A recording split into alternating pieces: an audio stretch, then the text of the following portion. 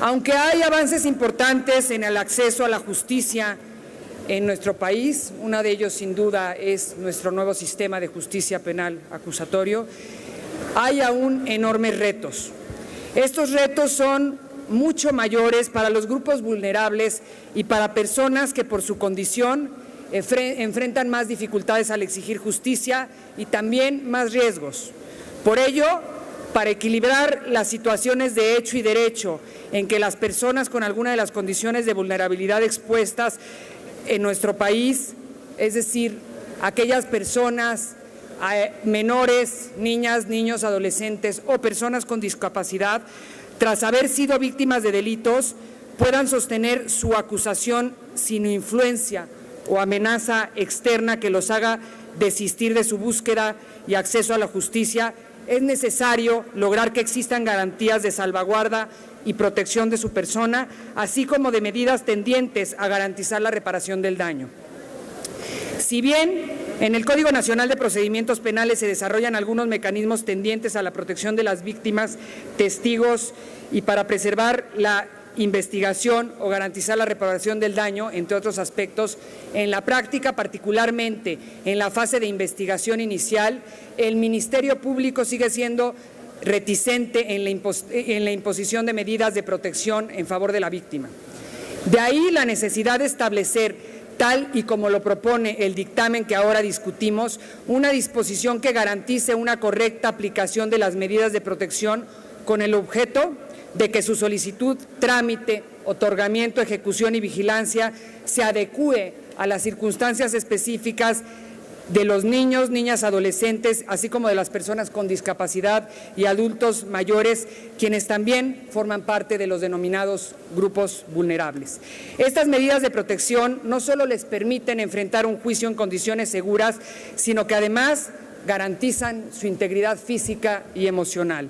Al respecto, la Convención de los Derechos de Niñas, Niños y Adolescentes establece que las niñas, niños y adolescentes son sujetos de derecho y que por su condición biológica también son personas en situación particular de vulnerabilidad, por lo cual todo menor tiene derecho a las medidas de protección que su condición requiere por parte de su familia, de la sociedad y del Estado. En México existe un número de ordenamientos importantes tendientes a la protección de los derechos de la infancia y también a la protección de personas con discapacidad. Hay avances recientes, entre ellos las importantísimas reformas, o más bien la nueva Ley General de Derechos de Niñas, Niños y Adolescentes, publicada en el 2014 y armonizada con los instrumentos internacionales en la materia de los que México es parte, así como la Ley General para la Inclusión de Personas con Discapacidad. Sin embargo, en estas no se toma en cuenta que la afectación o puesta en peligro de los bienes jurídicamente tutelados de los menores es o debe ser inmediata, actual o inminente y que por lo tanto no pueden estar sujetos a la temporalidad natural de un procedimiento civil o administrativo. Bajo esta tesitura, a pesar de que el artículo 137 del Código Penal, del Código Nacional de Procedimientos Penales, que es el que estamos reformando, prevé el otorgamiento de medidas de protección en favor de las víctimas del delito, cuando se refiere específicamente a víctimas que sean personas menores de 18 años, únicamente establece que el órgano jurisdiccional o el Ministerio Público tendrán en cuenta los principios del interés superior de los niños o adolescentes, la prevalencia de sus derechos, su protección integral y los derechos consagrados en la Constitución y en los tratados internacionales, así como los previstos en el Código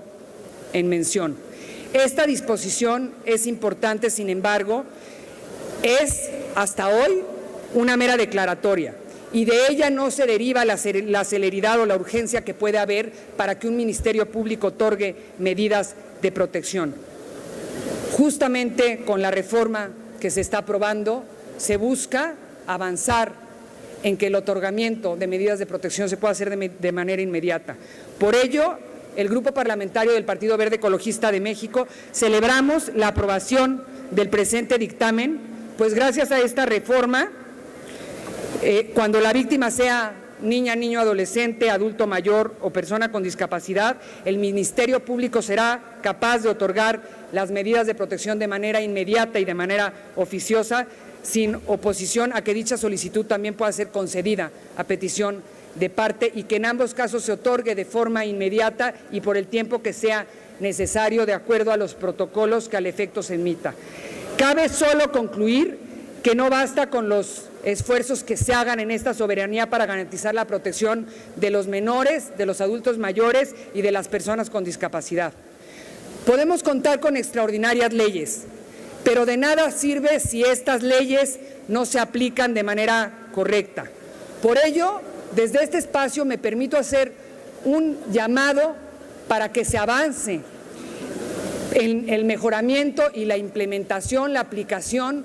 de los protocolos para juzgar y para procurar justicia que existen hoy para niños, niñas, adolescentes y también para personas con discapacidad. Existen, sin embargo, falta capacitar a las autoridades para que se apliquen estos protocolos. A mí me parece urgente la capacitación de ministerios públicos, la capacitación de jueces y la capacitación de peritos para que puedan, a la hora de llevar un juicio que involucra a un menor, a un adulto mayor o a una persona con discapacidad, que puedan hacerlo garantizándole sus derechos y tomando en cuenta que son un grupo vulnerable. Es cuanto, Presidenta.